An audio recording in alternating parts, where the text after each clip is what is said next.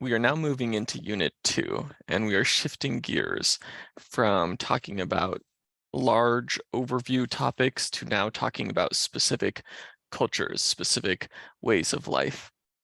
As we do so, we will be following more or less pretty closely the Alaska Native Heritage Center's way of sort of grouping the different languages and cultures of Alaska Native people, and this is a pretty common grouping.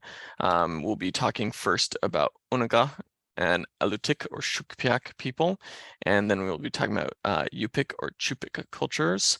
Then we'll be talking about Inupiaq, and then we'll be talking about Athabascan, and then we'll be talking about Southeast Alaskan coastal groups. And in doing so, we're kind of doing a clockwise, or as we sometimes say in these contexts, sunwise sort of direction across the state. That's the idea. Now, as we talk about cultures, these different cultural practices, so one of the points is that culture is huge, right? I don't want to say that we'll only be scratching the surface of these cultures, because that is not true. In some cases, we'll be going quite deep. However, it'll be just sort of deep to certain parts, right? There's so much to a culture. It's an entire way of life for a community that, a few short lecture videos could never even come close to doing it justice.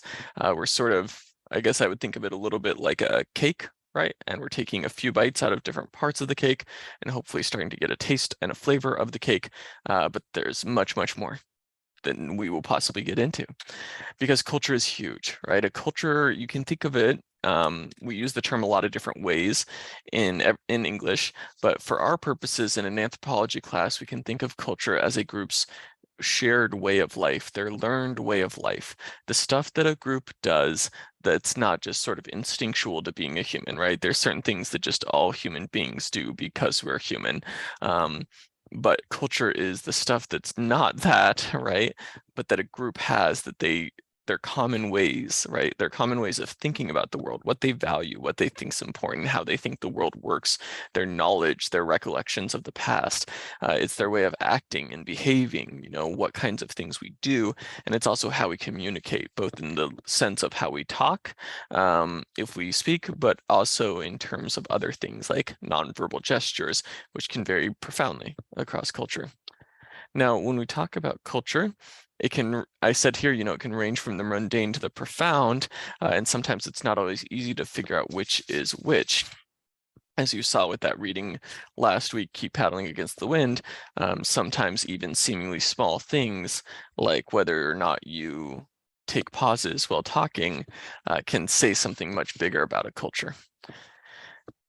Culture ranges from, some of the things that we sometimes think of, the very visible aspects of culture. For example, identity. Somebody will say, for example, I am Athabascan.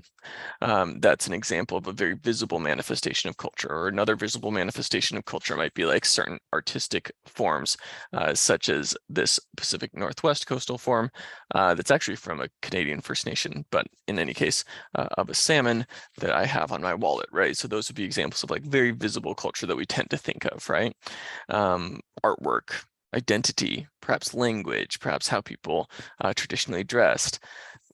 And it is stuff like that, or it is stuff, for example, like in this example, of how specifically people fished and with what kinds of tools. But it's also several layers beyond that, right? It's how people thought about salmon, right? For example, as sentient beings. And it's also how salmon were a part of broader social relationships, such as with the leaders of her village and with the clan coming together to fish together.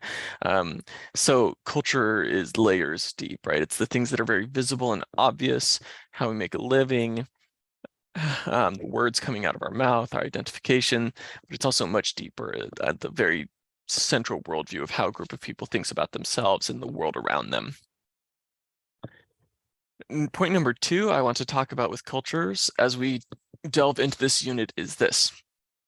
I'll sometimes use the phrase traditional culture, or I will often say things like, traditionally, such and such group did such and such thing. And you might wonder, why do I keep saying traditionally? Traditional is a complex word, but to make it simple for our purposes, for this level of class, when we say traditional culture, what we're getting at is practices, ways of thinking, ways of life, cultural things which go back very, very far into a group's past. Usually we're talking about things that predate Russians or Americans coming to Alaska, or at least they go back as far as anyone can remember, right? We may not have like an exact time period of when such groups started using such kind of shelter, but we know that it goes back as far as anyone can remember, or it goes back to the traditional stories. It goes back a very long time. It's not sort of something that just developed in the last 50 years or so. That's what we mean by traditional culture. As we talk about that, and as we focus, a lot of our focus in this unit will be on culture's traditional practices, things that people were doing either before Europeans showed up or in sort of the early time period of Russian and American arrival, or the things that people remembered when people started to be writing down things like history books, things like ethnographic or anthropological accounts of a culture, right? They were often drawing on sort of what elders remembered about their own childhood, for example. So we're kind of talking about a lot in this unit about traditional practices. We will sometimes talk about more recent trends and things, but that's going to be more so the focus of Unit 3. Unit 2 is going to be a lot of sort of what did things used to look like for a lot of these different groups. Although I do want to emphasize that just because we're talking about, quote, traditional cultures or the way things were, sometimes practices may not continue to this day, right? So some pretty obvious examples, right? People don't live in whalebone homes anymore in new areas. So a lot of times it'll be obvious in context when we're talking about a practice that isn't practiced anymore. However, there are definitely still things that we might call traditional in these lectures that certainly continue to this day. As one simple example, several of the cultures that we'll discuss traditionally placed a really heavy emphasis, really heavy emphasis on the importance of the wisdom of elders. And it is impossible to spend much time in Alaska Native communities in 2023 and not be struck, as I have been many times, by how much that continues to be a cultural value for many communities, that idea of elders. First of all, just the fact that they're called elders and not just older people. And then for me, a lot of times when I go to meetings with the groups that I work with, things like, oh, well, you know, elders eat first, or like here's designated parking for elders, or just generally a heavy emphasis on elders, or when talking about people that know a lot about the culture, saying the elders.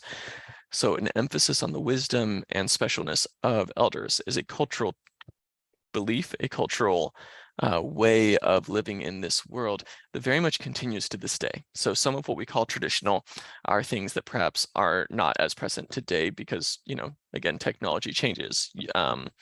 Most people nowadays drive around in cars, right? Whatever their background.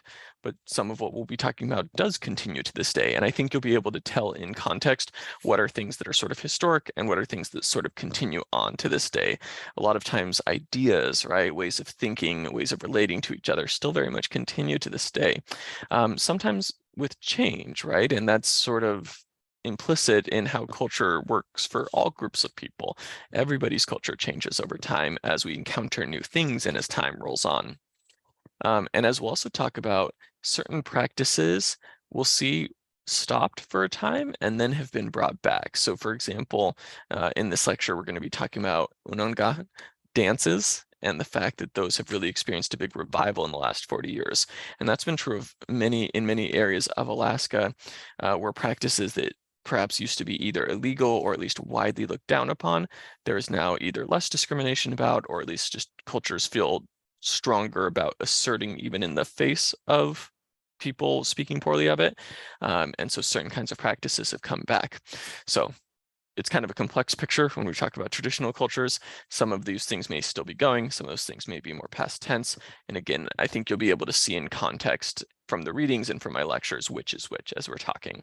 But that's a lot of preamble before we get into the very exciting matter of actually talking about cultures. And so I hope that you enjoy this and like where we're going with this, and I will talk to you soon because this is a good place to cut the video.